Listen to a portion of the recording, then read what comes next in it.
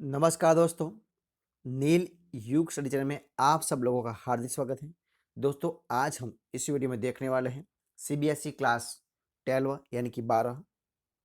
हमारा सब्जेक्ट है जियोग्राफी यानी कि भूगोल। और आज हम भूगोल में जो हमारा टेक्स्ट है जिसका नाम है मानव भूगोल के मूल सिद्धांत, उसी टेक्स्ट में जो दिए हुए पार्ट नंबर है 2, जिसका नाम है विश्व जनसंख्या वितरण, घनत्व और वृद्धि। और वो जो दूसरा नंबर पार्ट दिया हुआ है, उसी पार्ट में जो महत्वपूर्ण प्रश्नोत्तर है यानी कि इम्पोर्टेंट क्वेश्चन है, उस प्रश्नों की हम इस वीडियो में चर्चा करने वाले हैं। तो देखिए इन प्रश्नों की। तो पहला क्वेश्चन आपके सामने देखिए कौन सा है। जनसंख्या वितरण को कौन से कारक प्रतिपादित करते हैं? तो देखिए उनका आंसर है जनसंख्या वितरण को प्रतिपादित करने वाले कारक आपके सामने दिए हुए हैं। तो नंबर 1 है प्राकृतिक कारक। इनमें धरातल की बनावट, जलवायु, मृदा, वनस्पति, जल तथा खनिज पदार्थों की उपलब्धि से मिलित है। दूसरा है सांस्कृतिक कारक। इनमें धर्म, भाषा, संस्कृति आदि से मिलित है। तीसरा है आर्थिक कारक। इनमें यातायात के साधन, उद्योग कारक सम्मिलित हैं। और चौथा है राजनीतिक कारक, जिसमें अशांति, युद्ध, गृह युद्ध आदि सम्मिलित हैं। और इस चारों उसमें सम्मिलित है। अब देखिए सवाल नंबर 2, प्रवास के प्रतिवर्ष कारक और अपवर्ष कारकों में अंतर स्पष्ट कीजिए। तो देखिए प्रतिवर्ष, प्रतिकर्ष और अपकर्ष कारक। तो प्रतिकर्ष में क्या है, ग्रामीण क्षेत्रों में कृषि पर बढ़ती जनसंख्या के दबाव के कारण, जीविकोपार्जन के साधनों की कमी के कारण लोग बेहतर स्थानों की ओर प्रवास करते हैं। इनमें क्या है, अपकर्ष में नगरों में अच्छे अवसरों, शिक्षा तथा मनोरंजनों के साधनों के कारण लोग चुंबक की तरह आकर्षित होते हैं। दूसरा पॉइंट है गांव में आजीविका प्राप्त नहीं कर पाने वाली जनसंख्या की गणना अधिशेष जनसंख्या के रूप में की जाती है। यह जनसंख्या नगरों की ओर करती है। और इसमें दूसरा पॉइंट है नगरों में उद्योग, परिवहन, संचार, व्यापार तथा वाणिज्य आदि के बेहतर सुविधाओं लोगों को प्रवास के लिए प्रवास प्रेरित करती है। इसमें तीसरा पॉइंट है बेरोजगारी, आजीविका के साधनों की कमी, कृषि के कम उत्पादन आदि के कारण भूखमरी आदि प्रतिवर्ष के लिए प्रमुख कारक है। और इसमें उपकर्ष कारक वह स्वैच्छिक प्रवास है जब लोग नगरों को सुविधाओं, आजीविका के बेहतर साधनों से प्रेरित होकर प्रवास करते हैं। देखिए इसमें सवाल नंबर 3, जनसंख्या के गणितीय एवं कायिक घनत्व में अंतर स्पष्ट कीजिए। तो देखिए क्या है वो आपको बताना है। जनसंख्या के अंकगणितीय एवं कायिक घनत्व में अंतर।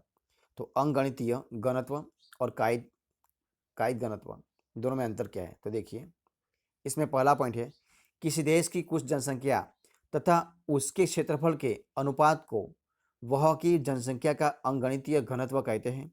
अंकगणितीय घनत्व कुल जनसंख्या के कुल क्षेत्रफल के बराबर होता है। और इसमें दूसरा पॉइंट क्या है, किसी देश की कुल जनसंख्या तथा वह की कुल कृषि भूमि के अनुपात को कायिक घनत्व कहते हैं। इनमें से कृषि के लिए अयोग्य भूमि को कुल भूमि में से निकालकर गणना की जाती है। कायिक घनत्व कुल जनसंख्या कुल कृषि योग्य भूमि का क्षेत्रफल है। दूसरा पॉइंट है बेरोजगारी, यह जनसंख्या के संकेंद्रण की मात्रा को समझने का सबसे सरल तरीका है। और इसमें क्या है, देश की कुल जनसंख्या में कृषि के अयोग्य सभी भूमियों जैसे वन, चरागाह, दलदल, मरुभूमि आदि को कुल भूमि में से निकालकर गणना की जाती है। देखिए इसमें क्या है, यद्यपि यद्यपि इस प्रकार के घनत्व द्वारा एक देश अथवा प्रदेश के भीतर जनसंख्या वितरण की असमानताओं को अनदेखा कर दिया जाता है, तथापि विभिन्न देशों की जनसंख्या विशेषताओं की तुलना करने की यह एक अच्छी विधि है। और इसमें क्या है, उदाहरण के लिए भारत की कुल कृषि योग्य भूमि 14.26 लाख वर्ग किलोमीटर है। इसमें वन, मरुभूमि, दलदल आदि सम्मिलित नहीं है। भारत की कुल जनसंख्या 2001 में 10,270 लाख थी। इस प्रकार कायिक घनत्व 10,290 यानी कि 14.26 बराबर 720 मनुष्य प्रति वर्ग किलोमीटर है। और इसमें क्या है, संयुक्त राज्य अमेरिका का गणितीय जनसंख्या का घनत्व 28 व्यक्ति प्रति वर्ग किलोमीटर है। इसके विपरीत यूरोप का जनसंख्या घनत्व 107, जो संयुक्त अमेरिका से 4 गुना अधिक है। और इसमें यह घनत्व भारत, पाकिस्तान, बांग्लादेश आदि के लिए उपयोगी है, क्योंकि यह कृषि की गहनता का प्रतिबिंबित व्यक्ति के हिस्से में आने वाली भूमि घटती जाती है। ठीक है, अब देखिए सवाल नंबर 4, जन्म दर तथा मृत्यु दर में अंतर स्पष्ट कीजिए। तो देखिए जन्म दर और मृत्यु दर दोनों में अंतर क्या है, तो हमें लिखना है जन्म दर या मृत्यु दर। तो एक वर्ष में जनसंख्या के प्रति 1000 व्यक्तियों पर किसी देश में जन्मे जीवित बच्चों की संख्या की जन्म दर कहते हैं। और इसमें मृत्यु दर किसे कहते हैं, जनसंख्या के प्रति 1000 व्यक्तियों पर किसी देश या क्षेत्र में मरने वाले लोगों की संख्या को मृत्यु दर कहते हैं। दूसरा पॉइंट है, यदि अशोधित जन्म दर अशोधित मृत्यु दर से अधिक हो तो जन्म संख्या में शुद्ध वृद्धि होती है। और मृत्यु दर निम्न सूत्र में ज्ञात की जा सकती है। अशोधित मृत्यु दर मृतकों की संख्या बटा जनसंख्या गुणा 1000 इस प्रकार गिनी जाती है।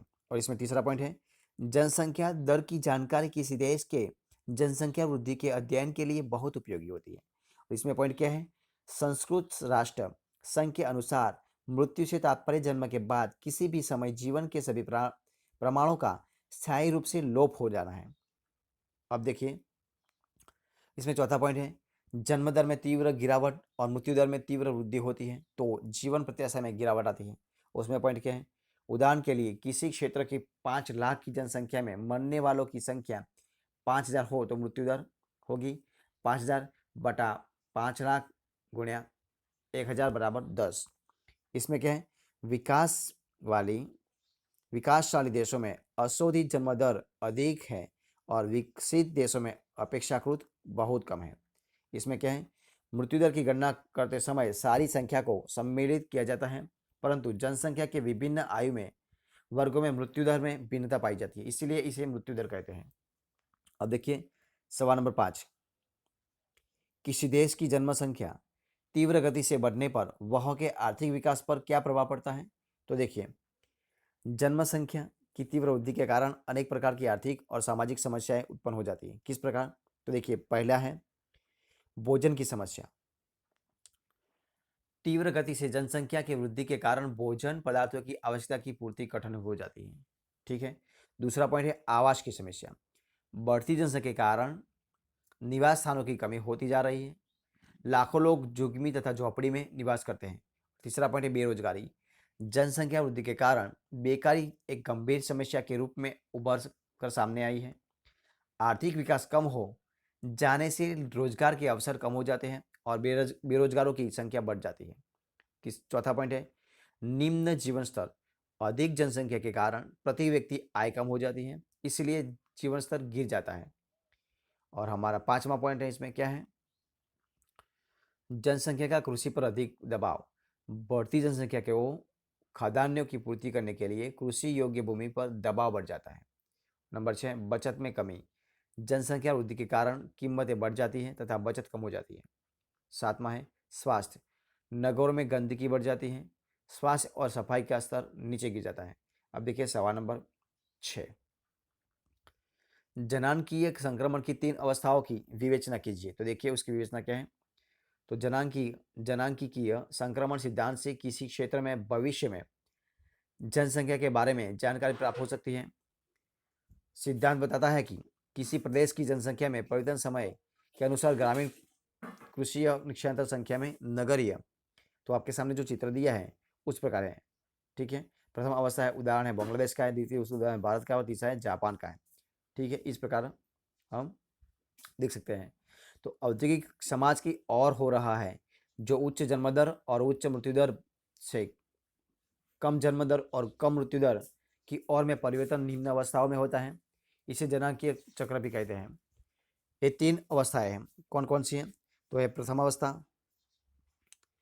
अवस्था में उच्च जन्म दर और मृत्यु दर की होती है, जनसंख्या की वृद्धि धीमी होती है और अधिकतम लोग प्राथमिक व्यवसाय में लगे होते हैं। द्वितीय अवस्था में है, इस अवस्था में प्रारंभ में उच्च जन्म दर में कमी होने लगती है, मृत्यु दर में कमी आ जाती है। इसी के कारण जनसंख्या वृद्धि कम होने लगती है। तीसरा पॉइंट है तृतीय अवस्था है। इस अवस्था में जन्म दर तथा मृत्यु दर बहुत कम हो जाती है, लगभग संतुलन की स्थिति होती है। जनसंख्या या तो स्थिर हो जाती है अथवा बहुत कम वृद्धि होती है। इस प्रकार है। अब देखिए सवाल नंबर 7 है, जनसंख्या वृद्धि और ह्रास के परिणामों को समझाइए। तो किसी देश की जनसंख्या की वृद्धि वह के आर्थिक विकास पर धनात्मक और ऋणात्मक दोनों प्रकार के प्रभाव पर डालती है। पहला पॉइंट है, यदि किसी देश में जनसंख्या वृद्धि की दर निम्न है तो दूसरा पॉइंट है राष्ट्रीय आय में वृद्धि की संभावना बढ़ जाती है। चौथा पॉइंट है प्रति व्यक्ति आय की अधिक होती है, देश के संसाधनों का दोहन आसानी से किया जा सकता है, जीवन स्तर उच्च स्तर का होता है, शिक्षा, स्वास्थ्य, संचार, व्यापार आदि की सुविधाओं का विकास होता है। यदि जनसंख्या वृद्धि दर उच्च है तो राष्ट्रीय आय में वृद्धि की संभावनाएं कम हो जाती हैं, प्रति व्यक्ति आय भी कम हो जाती है, रहन सहन का स्तर गिरता है, जनसंख्या वृद्धि के कारण विकास का पूर्ण लाभ प्राप्त नहीं होता। अब देखिए जनसंख्या ह्रास के परिणाम। नंबर 1, देश के संसाधनों का पूर्ण उपयोग नहीं होता। दूसरा पॉइंट है यदि जनसंख्या में वृद्धि का क्रम दोबारा आरंभ करने में प्रयत्न नहीं किए गए तो उस समाज की आधारभूत संरचना स्वयं ही अस्थिर हो सकती है। तीसरा पॉइंट है जनसंख्या के ह्रास के संसाधनों का विकास कम होता है। अब देखिए सवाल नंबर 8, विश्व में अधिक जनसंख्या घनत्व वाले 4 प्रमुख क्षेत्र हैं, कौन से आपको बताना है। तो उसमें पहला है, देखिए जनसंख्या घनत्व उन क्षेत्रों में अधिक होता है जहां अनुकूलन पर्यावरण है, उपजाऊ मैदान, अनुकूलन जलवायु, औद्योगिकरण और शहरीकरण प्रमुख रूप में अधिक जनसंख्या घनत्व के लिए उत्तरदायी कारक हैं। उच्च जनसंख्या घनत्व वाले 4 क्षेत्र जहां जनसंख्या 100 व्यक्ति प्रति वर्ग किलोमीटर से अधिक है। नंबर 1 है पूर्वी एशिया, जहां पर चीन, जापान, कोरिया और ताइवान के उदाहरण है। दूसरा पॉइंट है दक्षिण दक्षिण पूर्व एशिया, यानी कि भारत, बांग्लादेश आदि है। तीसरा है उत्तर पश्चिमी यूरोप, यानी कि यूके, फ्रांस और जर्मनी आदि आता है इसमें। और तीसरा है उत्तर अमेरिका का पूर्व तटीय प्रदेश, ये उसके उदाहरण है।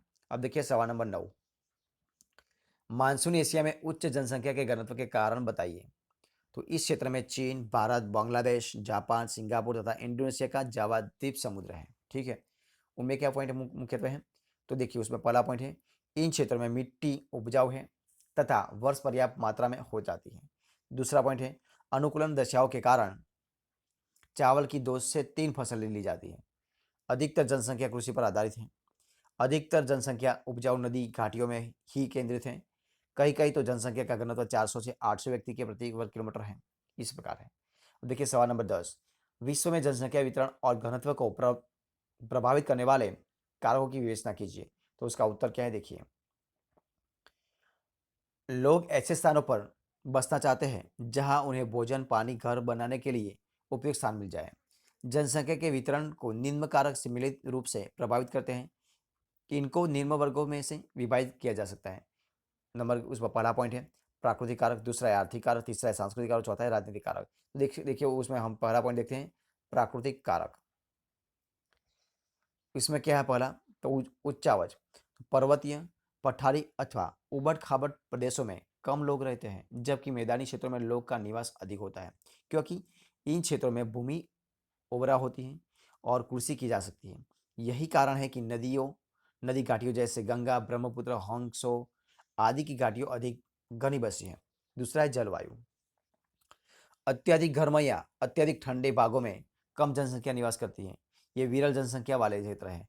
इसके विपरीत शीतोष्ण जलवायु तथा मानसूनी प्रदेशों में अधिक जनसंख्या निवास करती है। अब देखिए तीसरा पॉइंट है मृदा, जनसंख्या के वितरण पर मृदा की उर्वरा शक्ति का बहुत प्रभाव पड़ता है। उपजाऊ मिट्टी वाले क्षेत्रों में खाद्यान्न तथा अन्य फसलें अधिक पैदा की जाती है तथा प्रति हेक्टर उपज अधिक होती है। इसीलिए नदी घाटियों की उपजाऊ मिट्टी वाले क्षेत्र अधिक घने बसे होते हैं। अब देखिए खनिज पदार्थ, विषम जलवायु होने पर भी उपयोगी खनिजों की उपलब्धता से लोग वहां बसने लगते हैं। उदाहरण के लिए सऊदी अरब के भीषण गर्मी वाले क्षेत्र में खनिज तेल के मिल जाने से अधिक घने बसे हैं।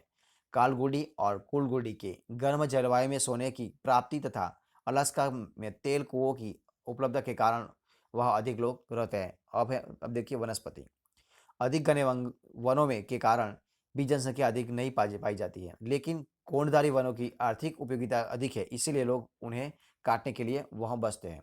अब देखिए दूसरा कारक है, कारण है आर्थिक कारक। उसमें पहला पॉइंट है परिवहन का विकास। परिवहन के साधनों के विकास से लोग दूर के क्षेत्रों से परिवहन के बेहतर साधनों से जुड़े जाते हैं। विश्व के सभी परिवहन साधनों से जुड़े क्षेत्र सघन आबाद है। दूसरा पॉइंट क्या है, नगरीकरण और औद्योगिकरण क्षेत्रों में उद्योगों और नगरीय केंद्रों की वृद्धि एक उच्च जनसंख्या घनत्व को आकर्षित करती है। तीसरा पॉइंट क्या है, धार्मिक एवं सांस्कृतिक कारक। इसमें देखिए तीसरा पॉइंट क्या है, धार्मिक कारक। तो धार्मिक कारकों में से लोग अपने देश छोड़ने को मजबूर हो जाते हैं। दूसरे विश्व युद्ध के दौरान यहूदियों को यूरोप छोड़कर रेगिस्तानी क्षेत्र में नया देश इजराइल बसाना पड़ा। इसी प्रकार दक्षिणी अफ्रीका में रंगभेद नीति के कारण जनसंख्या का वितरण प्रभावित हुआ है। राजनीतिक कारक, किसी देश में गृह युद्ध, अशांति आदि के कारण भी जनसंख्या वितरण पर प्रभाव पड़ता है। उदाहरण के लिए फारस की खाड़ी का युद्ध, श्रीलंका में जातीय संघर्ष आदि के कारण जनसंख्या का पलायन हुआ है। अब देखिए सवाल नंबर 11, विश्व के राजनीतिक मानचित्र में एस से लेकर एक तक के द्वारा भौगोलिक लक्षण दिखाए गए हैं। नीचे दिए गए वितरण की सहायता से इनकी पहचान कीजिए तथा मानचित्र पर दी गई बिंदु रेखाओं पर इसके सही नाम लिखिए। तो नंबर है, ये है क्या है, संसार का दूसरा सबसे बड़ा नगर, यूरोप का विरल जनसंख्या वाला पहला देश, ब्राजील की मेगा सिटी, विश्व की निम्नतम लिंगानुपात वाला देश, विश्व में सर्वाधिक लिंगानुपात वाला देश, अफ्रीका में सबसे कम जनसंख्या वाला देश, यूरोप में सबसे अधिक जनसंख्या वाला देश, एशिया में सबसे कम जनसंख्या वाला देश। तो ये आपको देखना है। देखिए इधर संसार राजनीतिक, तो देखिए कहाँ कहाँ पर है वो आपको लिखना है, या फिर कि इधर आपको ये आपको दर्शाया हुआ है सब दिखाई दे रहा है। ये है ई, ठीक है, और ये है बी, और है जी जो आपको दिखाई दे रहा है, ठीक है, ये है सी, और है एफ, आपको सारे दिखाई देगा। एफ यानी कि जो आपको ए सब है, ए दूसरा तीसरा ये सब यहाँ पर दर्शाया गया है, ठीक है। इस प्रकार संसार राजनीतिक देखिए कहाँ पर है, ये जर्मनी है, ये मोरिशिया है, रिचार्ज है, ये राजपुर्दगी है, ये नॉर्वे है, ये क्लाटविंगो है, ये सब सऊदी अमीरात है, ये सीरिया, ये सब बताया गया है, ठीक है, इसकी तरह। अब सवाल नंबर 12 देखिए, जनसंख्या घनत्व के आधार पर विश्व को विभिन्न क्षेत्रों में विभाजित करो। तो उत्तर देखिए, उच्च घनत्व वाले क्षेत्र 200 व्यक्ति प्रति वर्ग किलोमीटर। तो मानसून एशिया, पूर्वी दक्षिणी व दक्षिण पूर्वी एशिया, उत्तरी पश्चिमी यूरोप, उत्तरी अमेरिका के पूर्व तटीय प्रदेश, और दूसरा है साधारण जनसंख्या घनत्व वाले प्रदेश तो है 11 से 50 व्यक्ति प्रति किलोमीटर। कौन कौन से हैं, तो देखिए क्या है, एशिया, पश्चिमी चीन, दक्षिण भारत, यूरोप तो नॉर्वे व स्वीडन, तीसरा विरल जनसंख्या घन वाले देश, एक व्यक्ति प्रति वर्ग किलोमीटर से भी एकदम कम है, ठीक है। तो वो कौन से हैं, वो है उत्तरी व दक्षिण ध्रुव, उष्ण व शीत मरुस्थल, विषुववृत्त रेखा के निकट उच्च वर्षा के कारण। अब देखिए सवाल नंबर 13, विश्व में बहुत अधिक क्षेत्रफल पर बहुत कम लोग व बहुत कम क्षेत्र पर बहुत अधिक लोग रहते हैं, उदाहरणों सहित इस कथन की पुष्टि कीजिए। तो नंबर 1 है, विश्व के 10 सर्वाधिक आबादी वाले देशों में विश्व की 60% जनसंख्या निवास करती है। इनमें 6 एशियाई देश हैं जिनकी जनसंख्या लगभग 300 करोड़ है। दूसरा है संयुक्त राज्य अमेरिका का पूर्वी भाग, यूरोप का उत्तरी पश्चिमी भाग, दक्षिणी पूर्वी व पूर्वी एशिया के क्षेत्र सर्वाधिक घनत्व वाले देश हैं जहां 200 व्यक्ति प्रति किलोमीटर से अधिक लोग रहते हैं। तीसरा है उत्तरी व दक्षिणी ध्रुव के निकट उष्ण व शीत मरुस्थल व अधिक वर्षा वाले स्थानों का जनसंख्या घनत्व एक व्यक्ति प्रति वर्ग किलोमीटर से भी कम रहते हैं, ठीक है। तो दोस्तों ये थे हमारे आज के सारे क्वेश्चन। अगर आपको मेरा इस वीडियो अच्छा लगा हो तो उनको लाइक कीजिए, कमेंट कीजिए, आपके दोस्तों में बांट दीजिए, और लास्ट में अब तक आपने हमारे इसी चैनल को सब्सक्राइब नहीं किया तो उनको सब्सक्राइब करना मत भूलें। दोस्तों हमारी इस वीडियो को फर्स्ट से अंत तक देखने के लिए आप सब लोगों का बहुत बहुत धन्यवाद।